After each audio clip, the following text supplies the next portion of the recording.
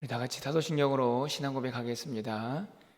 전능하사 천지를 만드신 하나님 아버지를 내가 믿사오며 그 외아들 우리 주 예수 그리스도를 믿사오니 이는 성령으로 잉태하사 동정녀 마리아에게 나시고 본디오 빌라도에게 고난을 받으사 십자가에 못 박혀 죽으시고 장사한 지 사흘 만에 죽은 자 가운데서 다시 살아나시며 하늘에 오르사 전능하신 하나님 우편에 앉아 계시다가 저리로서 산자와 죽은 자를 심판하러 오시리라.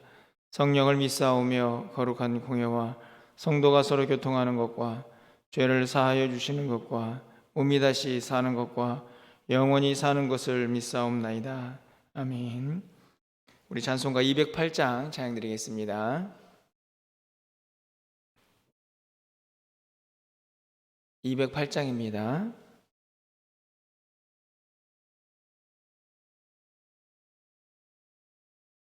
내 주의 나라와 주 계신 성전과 피 흘려 사신 교회를 늘 사랑합니다. 내 주의 교회는 천성과 같아서 눈동자같이 아끼사 늘 보호하시네. 이 교회 위하여 눈물과 기도로 내 생명 다하기까지 늘 봉사합니다. 성도의 교제와 교회의 위로와 구주와 맺은 언약을 늘 기뻐합니다. 하늘의 영광과 베푸신 은혜가 진리와 함께 영원히 시온에 넘치네. 아멘. 오늘 하나님 말씀은 누가복음 21장 20절에서 28절까지 말씀입니다.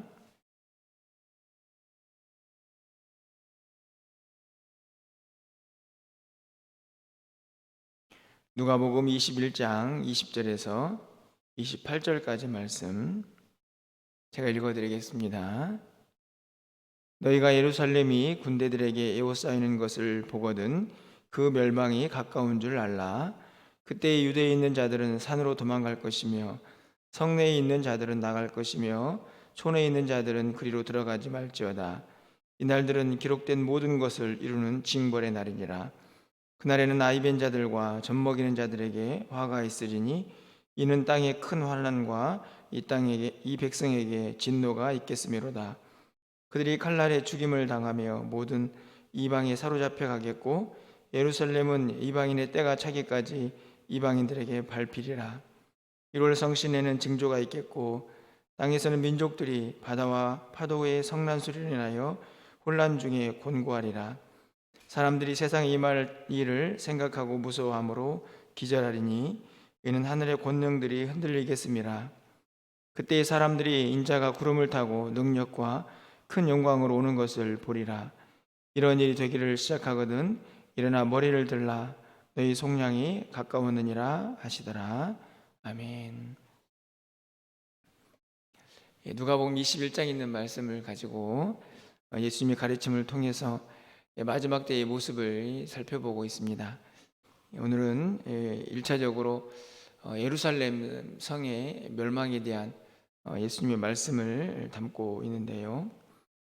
실제적으로 예수님이 오신 후에 70년이 지난 다음에 이 로마의 티투스라는 장군이 예루살렘 성을 무너뜨리고 또 그 안에 있는 성전도 불태우는 그런 사건이 일어나게 됩니다.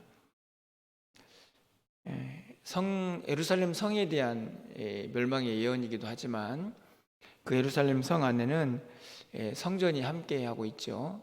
그런 의미에서 보면 단순한 성의 멸망뿐만 아니라 그 안에서 하나님을 섬기고 또 하나님 앞에 예배를 했던 성전까지도 무너지는 그 안타까운 모습들을 오늘 이 예수님의 예언을 통해서 우리가 살펴볼 수가 있습니다.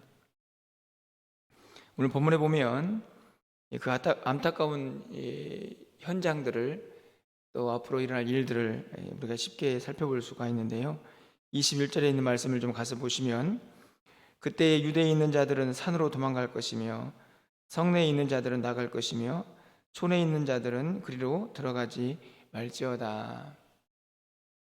하나님의 성 그리고 하나님의 성전이 있는 그곳에 많은 사람들이 모여서 함께 예배도 하고 또 교제도 하고 또 그렇게 하나님을 섬기는 일이 자연스러워야 할 그 성에 들어가지 말라. 오히려 그 안에 있는 사람들은 다 도망쳐라 이렇게 말씀을 합니다. 얼마나 안타까운 모습입니까? 참으로 큰 비극이라고 생각이 드는데요. 절대로 무너질 것 같지 않던 자신들만큼은 튼튼하게 보호를 받고 있는 그 성벽으로 쌓여 있는 그 성 안의 사람들, 거기다가 하나님의 성전까지 있으니 절대로 무너지지 않을 것이다 이렇게 생각을 했을 텐데 오늘 예수님의 예언을 보면 참으로 무섭기 그지없습니다. 23절 말씀을 보면 이 땅에 큰 환난과 백성에게 진노가 있겠다 이렇게 말씀을 하고 있고요. 24절 말씀을 가서 보시면 그들이 칼날에 죽임을 당하며 모든 이방에 사로잡혀 가겠고 예루살렘은 이방인의 때가 차기까지 이방인들에게 밟히리라 이렇게 말씀합니다. 이방인의 때는 하나님께서 허락하신 이방인의 힘이 다하는 날이라고 생각이 드는데요. 그때까지는 계속 예루살렘이 이방인의 짓밟히게 될 것이다 라고 성경이 기록을 하고 있습니다. 분명 하나님의 성이고 하나님의 전이 있는 곳이지만 안타깝게도 이방인들의 발에 짓밟힐 것을 예수님께서 예언하고 있죠. 26절 말씀을 보면 사람들이 세상에 임할 일을 생각하고 무서워함으로 기절하리니 얼마나 마지막 때가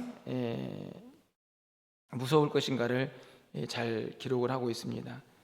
기절할 정도로 그날에 대한 징벌이 얼마나 클 것인가 하는 것을 말씀을 하고 있습니다. 무엇 때문입니까? 바로 그 예루살렘 성에 또 예루살렘의 그 성전에 죄가 가득했기 때문이죠. 우리가 앞에서 살펴보았듯이 누가복음 19장에 있는 말씀을 가서 보면 예수님께서 예루살렘 성에 입성하실 때에 어떤 반응을 보이셨습니까? 성을 보고는 눈물을 흘리셨고 또 성전을 보고는 탄식하셨습니다. 강도의 소굴이다 이렇게 말씀을 하셨죠. 겉으로 보기에는 튼튼하게 보이고 겉으로 보이기에는 하나님을 섬기는 그런 성전처럼 보였지만 이미 그 안에는 악이 가득하고 안타깝게도 많은 사람들이 하나님께서 원하시는 삶과는 너무나 많이 동떨어진 그런 삶을 그들이 살고 있었기 때문입니다. 하나님께서 그들을 심판하시는 것이죠. 참 무섭고 힘든 일이지만 죄가 또 우리의 삶에 얼마나 큰 영향을 미치는가 하는 것을 다시 한번 깨달아 볼 수 있는 그런 말씀이라고 생각이 듭니다. 우리가 가지고 있는 성경 지식을 돌아보아도 예루살렘 성과 또 예루살렘 성전이 멸망당하는 일은 이때만이 아니죠. 우리가 구약 성경의 사건을 너무나 잘 알고 있습니다. BC 586년에 바벨론이라는 그 당시에 큰 힘을 가진 나라가 예루살렘 성을 무너뜨리죠. 그리고 또 성전도 파괴하고 거기에 있는 많은 사람들과 또 많은 성전의 기물들을 다 가지고 갑니다. 그 이후에 시간이 지나서 스룹바벨이라는 사람, 또 느헤미야라는 사람을 통해서 성벽은 재건되고 성전도 재건이 되지요. 그 이후에 많은 시간이 흘렀습니다. 오늘 이 70년이라는 이 티투스 장군이 예루살렘 성을 무너뜨리기까지 약 600년이라는 시간이 지나가는데요. 예수님 당시에 헤롯이라는 대왕이 그렇게 초라한 성전이 마음이 안타까웠던지 열심히 다시 유대인들의 환심을 사기 위해서 성전을 재건하게 됩니다. 그래서 기록상으로 약 64년쯤에 성전이 완공이 되는데요. 그 이후에 6년 뒤에 70년에 성전이 다시 무너집니다.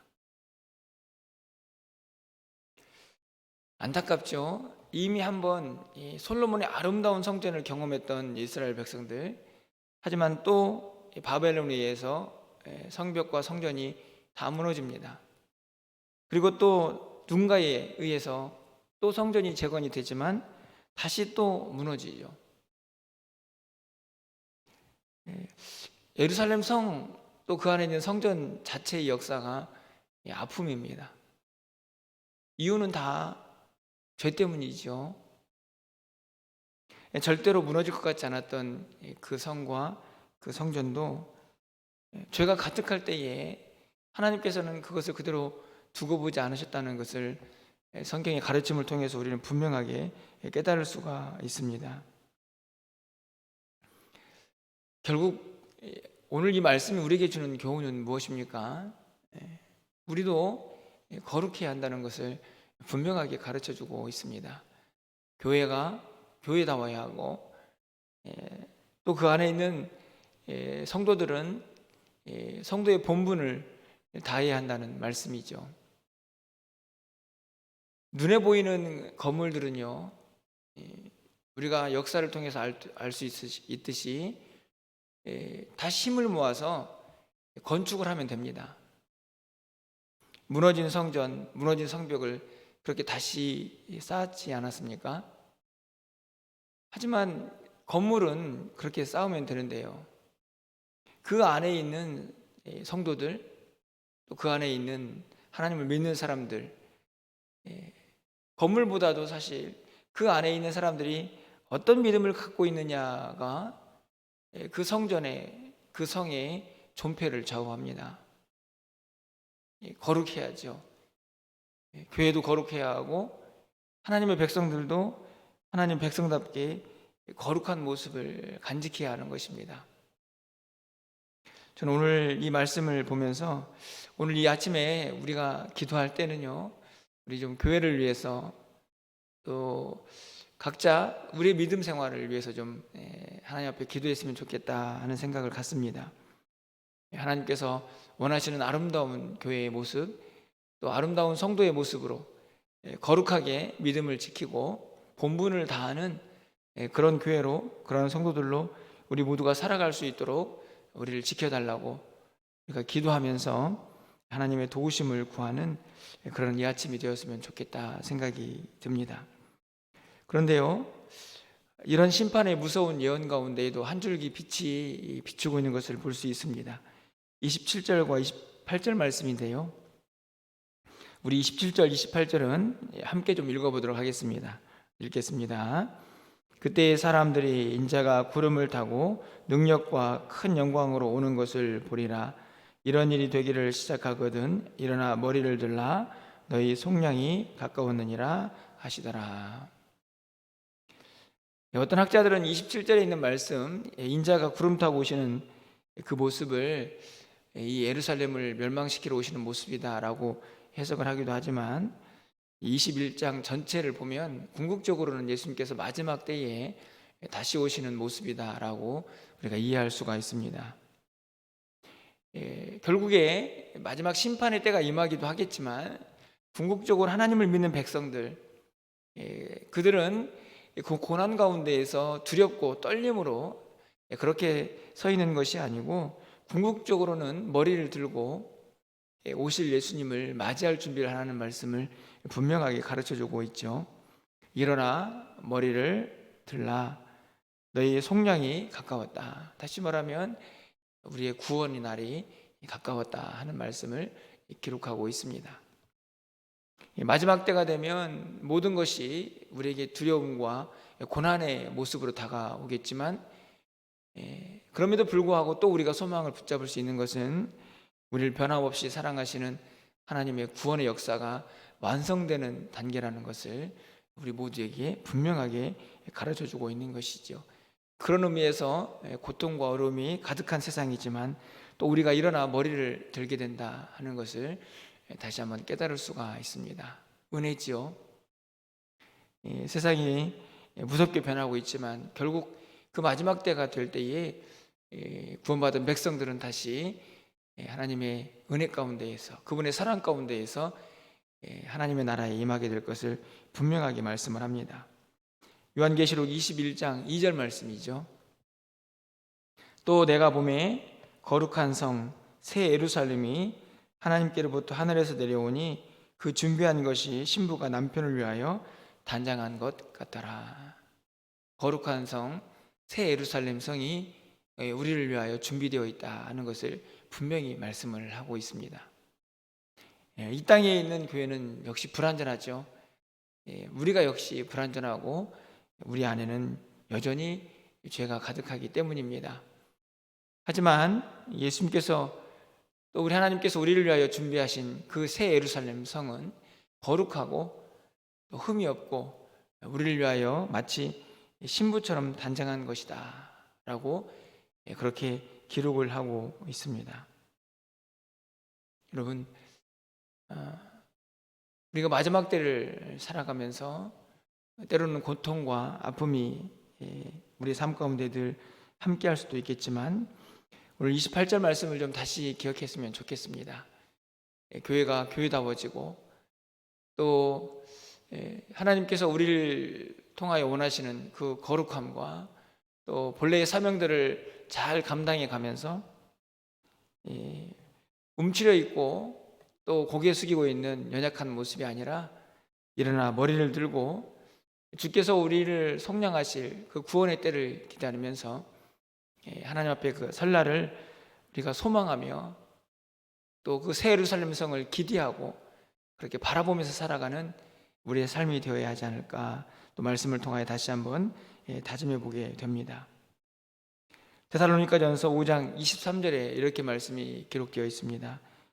평강의 하나님이 친히 너희를 온전히 거룩하게 하시고 또 너희의 온 영과 혼과 몸이 우리 주 예수 그리스도께서 강림하실 때에 흠없게 보존되기를 원하노라. 주님 앞에 설 그날까지 우리의 몸과 또 우리의 몸, 영, 혼이 온전하게 구별되어서 주님 앞에 서기를 간절하게 기도하고 있는 내용이 기록이 되어 있습니다. 오늘 또 새벽을 깨워서 기도하는 우리 사랑하는 성도들의 심령 가운데에 오늘 교회는 교회다워지고 또 성도는 성도다워져서 주께서 맡긴 사명들을 잘 감당하고 무엇보다도 거룩의 사명, 세상과 구별되어서 하나님이 기뻐하시는 그런 모습을 잘 간직하여서 우리를 맞이할 그 새 예루살렘 성을 기대하며 하나님 나라를 소망하면서 또 오늘 하루도 또 우리에게 주어진 남은 삶의 여정들을 그렇게 거룩하고 아름답게 믿음 지키며 살아갈 수 있는 저 여러분 되시기를 주님의 이름으로 축원합니다. 기도하겠습니다.